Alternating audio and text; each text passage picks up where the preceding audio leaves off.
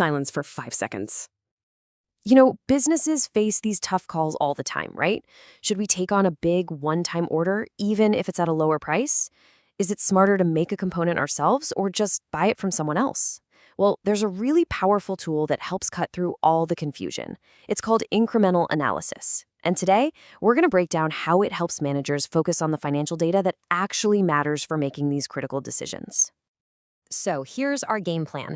We'll walk through 5 main sections. We're going to start with the basics, the foundational framework, and then we'll apply it to some really practical, everyday business problems. Think special orders, make or buy choices, and a whole lot more. Let's dive in.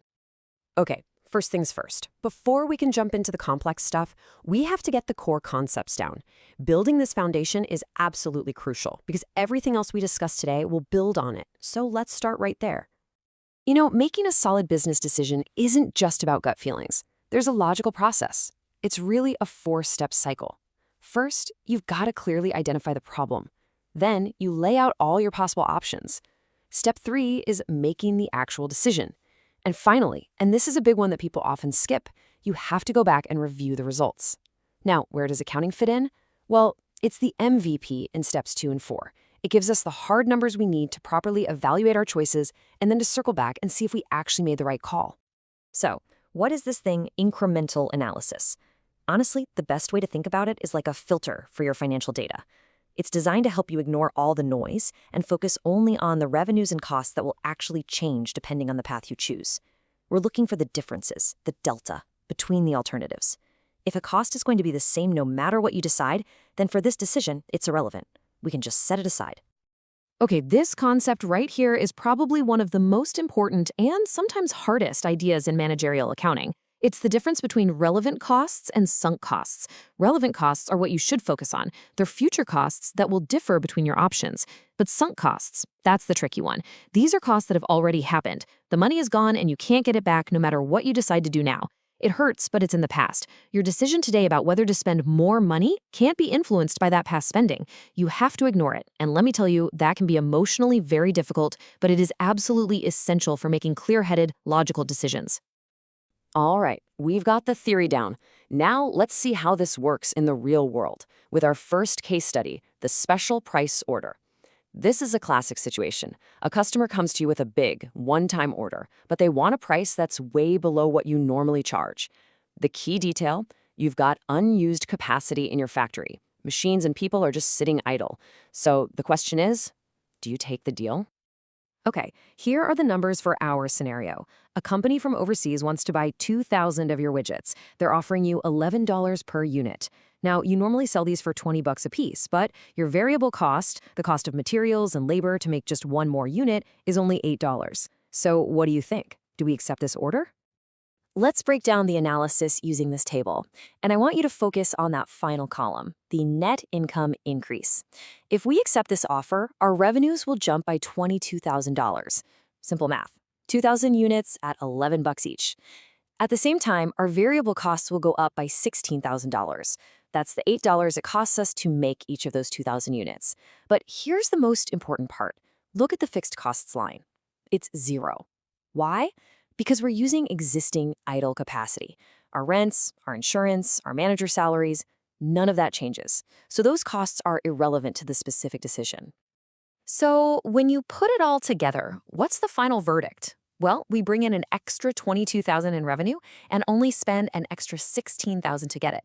That means our net income increases by $6,000. So even though that $11 price tag is way below our normal $20 price, it's still $3 more than our incremental cost. From a purely financial standpoint, this is a clear win. We accept the order. Okay, next up is another cornerstone of managerial accounting, the make or buy decision.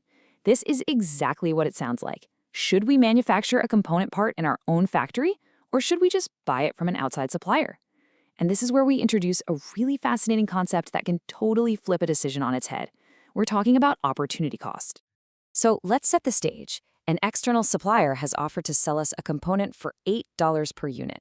When we look at our own books, our total cost to make that same part internally is $9 per unit. Now, on the surface, this looks like a slam dunk, right? Buy it for $8, save $1 a unit. But hang on. Incremental analysis forces us to dig a little deeper, and what we find might surprise you. Okay, now look at this detailed analysis. If we make the part, you see the costs we'd expect: direct materials, direct labor, and so on. But then you see this line item under the make column called opportunity cost for $38,000. What is that? Well, it turns out that if we don't make the part, that frees up our factory space. And we found someone who will rent that space from us for $38,000 a year. So by choosing to make the part, we are actively giving up that rental income. That lost income is a very real cost of making the part ourselves. It's the opportunity we're losing. So when we factor everything in, especially that crucial opportunity cost, the picture becomes crystal clear. The total annual cost to make is $263,000, but the total cost to buy is only $250,000. The decision is to buy the part. And by doing so, we'll see an annual saving of $13,000. This is a perfect example of how looking beyond the surface level numbers leads to a much smarter decision. All right, let's tackle a different kind of problem. This one is common in industries like agriculture, chemicals, or lumber, anywhere you get multiple products from a single raw input. These are called joint products. The big decision is always this: do we sell these products as they are, right at the point they become separate, or should we invest more time and money to process them further, hoping to sell them for an even higher price? Thankfully, the decision rule for this is incredibly straightforward. You just have to ask one question: will the additional revenue I get from processing this further be greater than the additional costs of that processing? It's a simple what you get versus what you give up comparison. And remember our old friend, the sunk cost? Any and all costs you incurred before this decision point, what we call the split-off point, are totally irrelevant. They're in the past. The only thing that matters is the future revenue versus the future cost. Okay, for our final section, we're going to get into two advanced and often very tricky applications of this analysis. First, we'll look at the tough decision of whether to eliminate a business segment that, on paper, looks like it's losing money. And second, we'll figure out how to maximize profits when you're dealing with a bottleneck, a limited or constrained resource. Okay, check out this scenario. A company has 3 segments, but one of them, the champ segment, is showing a net loss of $15,000 on its income statement. Now, your first instinct might be to just cut it loose, right? Why keep a part of the business that's losing money? It seems like simple logic. But, as we're about to see, the decision isn't quite that simple. This table reveals the hidden truth. If we eliminate the champ segment, yes, its sales disappear. But look at what else happens. The segment was generating a positive contribution margin. That's the sales revenue left over after covering its own variable costs. That contribution was helping to pay for the company's overall fixed costs, things like corporate headquarters rent that don't go away. The result? By eliminating champ, we lose its $30,000 contribution toward those fixed costs, and the company's total profit actually goes down.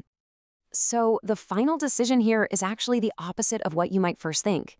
Even though the segment's individual report showed a loss, it was making a positive $30,000 contribution to the company's bottom line by helping to cover those unavoidable fixed costs. If we eliminate it, the overall company profit drops by that exact amount. The correct decision is to retain the segment. Okay, one last really important scenario. What do you do when you have a limited resource, a bottleneck? In this case, we've only got 600 machine hours for the entire production cycle. We make 2 products, A and B. Product B has a higher contribution margin per unit, $30 versus $25 for product A. So it seems obvious we should just make as much of product B as we can, right? Well, let's run the numbers. The absolute key here is to stop thinking about profit per unit and start thinking about profit per unit of the limited resource, in this case, per machine hour. Let's look. Product A gives us $25 of contribution margin and only takes 1 machine hour. That's $25 per hour. Now look at product B. It gives us a higher $30, sure, but it eats up 2 machine hours, so its contribution margin is only $15 per hour. Suddenly, it's clear that product A is the much more profitable use of our limited time. And this chart just makes it visually obvious. You can see that product A is generating significantly more contribution margin for every single hour of machine time we invest. It's not even close. So to maximize our overall profit, the strategy is clear. We should use our 600 available hours to produce product A first, and only make product B if we have any hours left over. So, as we've seen through all these examples, incremental analysis is an incredibly powerful quantitative tool. It helps us cut through the noise and make financially sound decisions. But I want to leave you with this final thought. Management isn't just about the numbers. What if accepting that low price special order helps you build a relationship with a future strategic partner? What about the impact on employee morale if you decide to outsource a part they've been making for years? These qualitative, non financial factors are also a huge piece of the puzzle. The numbers give you a vital framework, but the art of great management lies in blending that quantitative analysis with qualitative judgment to make the best possible decision for the entire organization.